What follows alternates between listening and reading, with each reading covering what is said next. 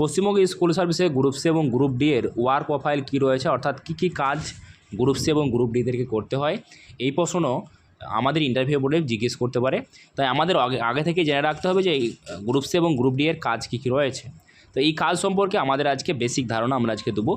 আর এই ধারণার মধ্য দিয়ে আপনি আশা করতে পারেন যে ইন্টারভিউ সম্পর্কে এটা কিন্তু যদি আপনি জিজ্ঞেস করে তাহলে সেক্ষেত্রে কিন্তু আপনি গুছিয়ে প্রশ্নটার উত্তর দিতে পারবেন। দেখুন, প্রথমে বলে রাখি, এই ইন্টারভিউ জিনিসটা হচ্ছে যে আপনার একটা কথোপকথন। সুতরাং এই কথোপকথনের মধ্যে আপনার কোনো কথার মধ্য দিয়ে কিন্তু ইন্টারভিউয়ের কাজ সম্পর্কে প্রশ্ন আসতেই পারে। তাই ভিডিওটা অবশ্যই প্রথম থেকে শেষ পর্যন্ত দেখবেন এবং গ্রুপ সি এবং গ্রুপ ডি এর যে কাজ রয়েছে সেটা সম্পর্কে একটা বেসিক ধারণা কিন্তু নিয়ে যাবেন।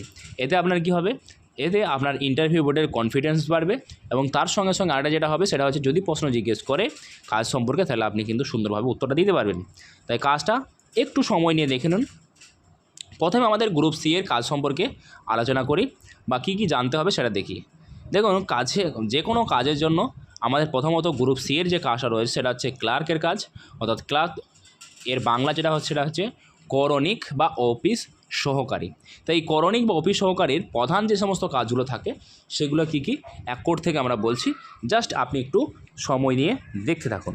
প্রথমটা দেখুন কী রয়েছে, যে বেসিক্যালি গ্রুপ সি বা ক্লার্কের যে কাজগুলো হয় সেটা সাধারণত দাপ্তরিক হয় এবং প্রশাসনিক হয়। আর প্রশাসনিক বা দাপ্তরিক কাজগুলোর প্রধান মেরুদণ্ড হিসাবে গ্রুপ সি অর্থাৎ ক্লার্কের দায়িত্ব পালন করে থাকে। তো প্রথম কাজ কি, প্রথম হচ্ছে রেকর্ড রক্ষণাবেক্ষণ, অর্থাৎ স্কুলে শিক্ষক অশিক্ষক কর্মচারী যারা রয়েছে তাদের যে বিভিন্ন তথ্যগুলো সেগুলো কিন্তু রক্ষণাবেক্ষণের কাজ করে, প্রথম কাজ। 2 নম্বর কাজ হচ্ছে কি, যে ছাত্রছাত্রী যাদের রয়েছে সেই যে সমস্ত ছাত্রছাত্রী রয়েছে সমস্ত ছাত্রছাত্রীদের ডাটা বা প্রোফাইল তৈরি করে রাখা, অর্থাৎ তাদের রেজিস্ট্রেশন তৈরি করা বা তাদের খাতা বুক তৈরি করা বা বিভিন্ন কাজ যেগুলো রয়েছে বা তাদের রেজাল্ট তৈরি করা, বিভিন্ন কাজগুলো কিন্তু আমাদের গ্রুপ সি অর্থাৎ ক্লার্কে করতে হয়।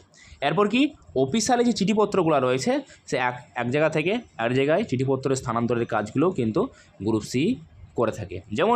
যেমন ডিআই অফিসে কোনো কাজ যদি চিঠি বা কোনো কিছু মেল করতে হয় সেক্ষেত্রে অফিস ক্লার্ক যিনি থাকেন অর্থাৎ গ্রুপ সি এ যিনি কাজ করবেন তেনাই করতে হবে। এরপর কি, অ্যাকাউন্ট্যান্টসের হিসাব রক্ষা করা, অর্থাৎ স্কুলের ফি বাবদ কত টাকা জমা হয়েছে, স্কুলে বিভিন্ন খাতে কত টাকা ব্যয় হয়েছে বা মিড ডে মিলের খাতে কত টাকা ব্যয় হয়েছে ইত্যাদি জিনিসগুলোকে অর্থাৎ কেস কাউন্টারের হিসাব রক্ষক হিসাবে কিন্তু গ্রুপ সি কাজ করে থাকেন।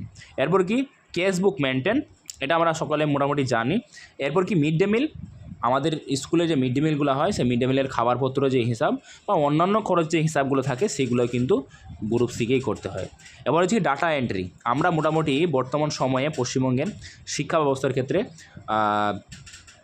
বাংলা শিক্ষা পোর্টাল একটা রয়েছে। এই শিক্ষা পোর্টালে প্রতিটা সামেটিভ পরীক্ষার পরে বা প্রতিটা একটা ক্লাস থেকে আরেকটা ক্লাসে স্থানান্তরের সময় বা আরও বিভিন্ন কাজের ক্ষেত্রে কিন্তু সবসময় বাংলা শিক্ষা পোর্টালে সাধারণত ডাটাগুলো এন্ট্রি করে রাখতে হয়। আর এই ডাটাগুলো এন্ট্রি করার কাজটা প্রধান যিনি করেন তিনি হচ্ছেন আমাদের ক্লার্ক, ঠিক আছে।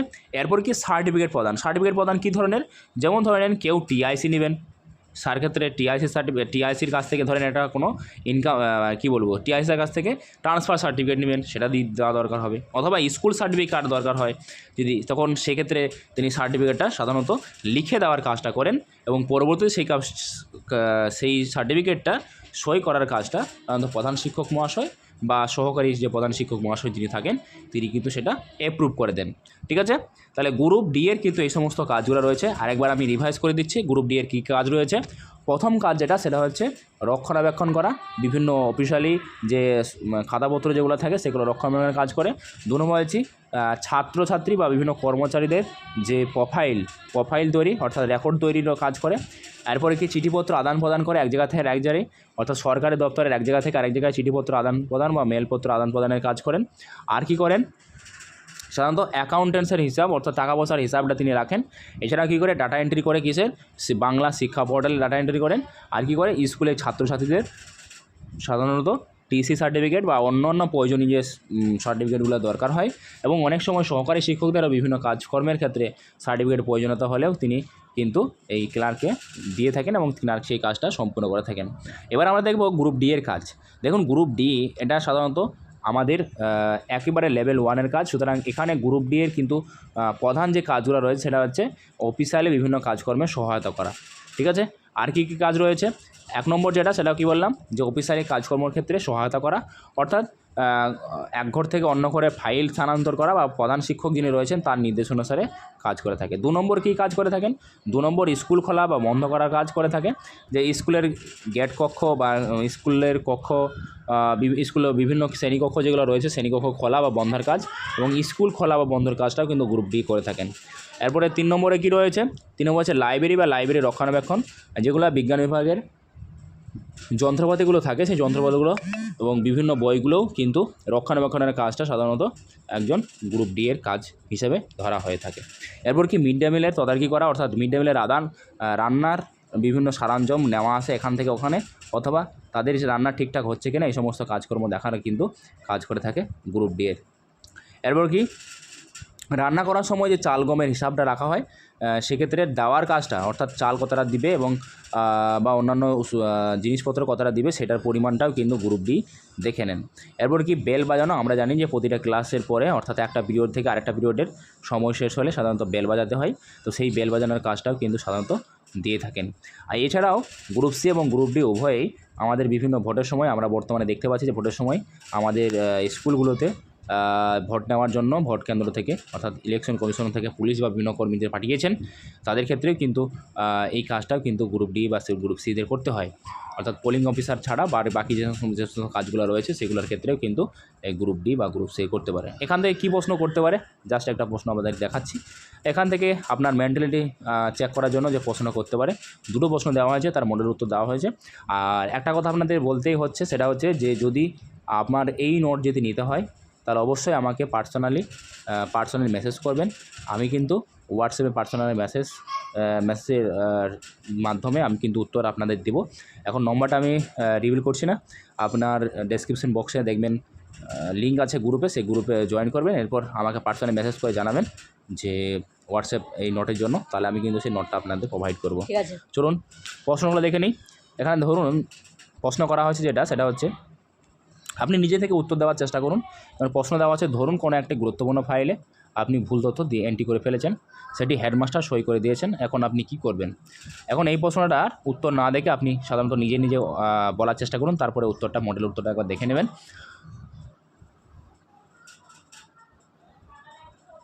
আচ্ছা, এবার দেখুন, এর মোটামুটি আদর্শ উত্তর বলা যায় না, তবে আপনি আপনার মতো উত্তর দিতে পারেন, কিন্তু আমি একটা মোটামুটি একটা উত্তর দিয়েছি এখানটায়, সেটা দেখতে পারেন কি।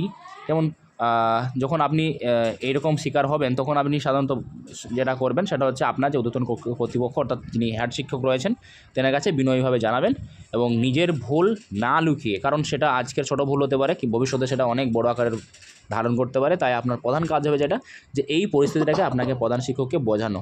ঠিক আছে, সেই মতো আপনি উত্তরটা দিবেন। এখানে একটা উত্তর দেওয়া আছে, উত্তরটা আপনি দেখে নেবেন। দ্বিতীয় প্রশ্ন দেখুন কী রয়েছে।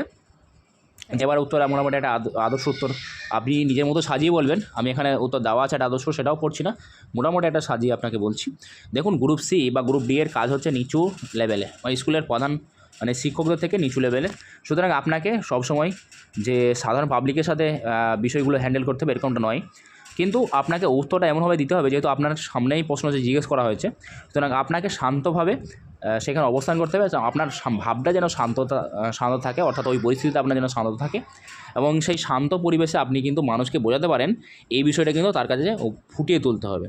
ঠিক আছে, যে আপনি যে কোনো পরিস্থিতিতে নিজেকে শান্ত রেখে পরিস্থিতির মোকাবেলা করতে পারেন, এই পরিস্থিতির মোকাবেলা করার ক্ষমতা যে আপনার আছে, এটা কিন্তু তাদের কাছে আপনাকে উপস্থাপন করতে হবে। তা কী উত্তর দেওয়া যায়? যে অভিভাবকের প্রতি কোনো পাল্টা খারাপ আচরণ আপনি করবেন না। প্রথম কথা, তাকে বলবো যে আমি এখন একটি জরুরি কাজে ব্যস্ত আছি, দয়া করে একটু অপেক্ষা করুন বা অন্য কোনো সময়ে আসুন, যাতে আমি আপনাকে পূর্ণ সহযোগিতা করতে পারি। নিজের মেজাজ হারাবো না। ঠিক আছে, আপনাকে বেসিক্যালি যেটা মনে রাখতে হবে সেটা হচ্ছে যে আপনি যে কোনো পরিস্থিতিতে যে কোনো চাপের মধ্যে আপনি নিজের কাজকে সামাল দিতে পারেন, এই বিষয়টা আপনাকে কিন্তু ফুটিয়ে তুলতে হবে তাদের সামনে। ঠিক আছে, এটা আপনি আপনার মতো উত্তর সাজিয়ে দেবেন। আমি আবার একটা জাস্ট একটু হল করলাম যাতে আপনি দেখতে পান। চলুন পরের প্রশ্ন দেখুন। এবারে আমরা দেখছি যে গ্রুপ ডি এর ক্ষেত্রে গ্রুপ ডি এর ক্ষেত্রে এখান থেকে কী কী প্রশ্ন জিজ্ঞেস করতে পারে জাস্ট আমরা একবার দেখে নিই গ্রুপ ডি এর কী প্রশ্ন জিজ্ঞেস করতে পারে এখান থেকে। ঠিক আছে, কিসের প্রশ্ন বললাম? গ্রুপ ডি এর প্রশ্ন। ওকে, গ্রুপ ডি এর প্রশ্ন কী হতে পারে?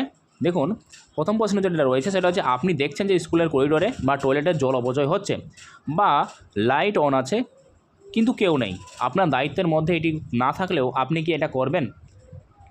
আপনি যদি গ্রুপ ডি না হয়ে অন্য কোনো কর্মীও হতেন, সেই ক্ষেত্রে কোনো কিছু অপচয় করা কিন্তু আপনার যে একজন ভালো মানুষের জন্য শোভা পায় না। সুতরাং আপনি কিন্তু এখানে গ্রুপ ডি না হয়ে অন্য কেউ যদি হতেন, সেখানে আপনার কীরকম দায়িত্ব থাকতো সেই জায়গাটাকে এখানে কিন্তু ফুটিয়ে তুলতে হবে। আপনি আবার ভেবে নিন প্রশ্ন উত্তরটা কী দেবেন, তারপর আমি আবার একটা উত্তর আপনাদেরকে সাজিয়ে দিচ্ছি।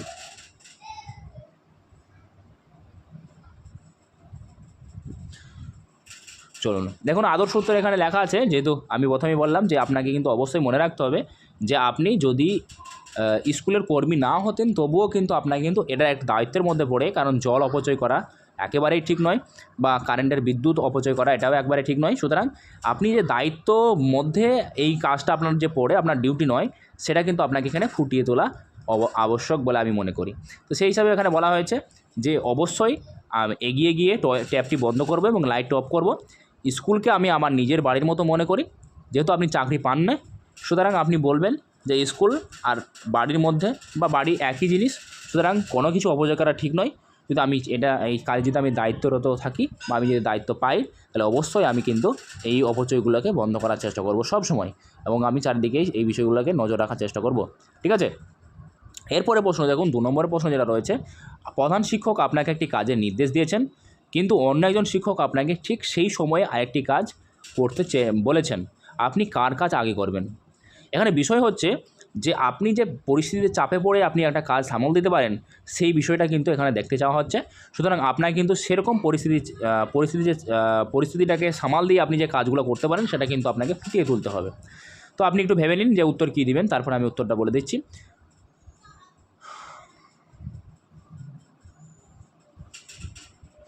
দেখুন, এখানে প্রথম প্রশ্ন হচ্ছে যে প্রধান শিক্ষক মহাশয় যে আপনাকে কাজ দিয়েছে, সুতরাং প্রধান শিক্ষক একজন স্কুলের একজন প্রধান হিসেবে থাকেন, সুতরাং তার কাজটা অবশ্যই আপনাকে করতে হবে।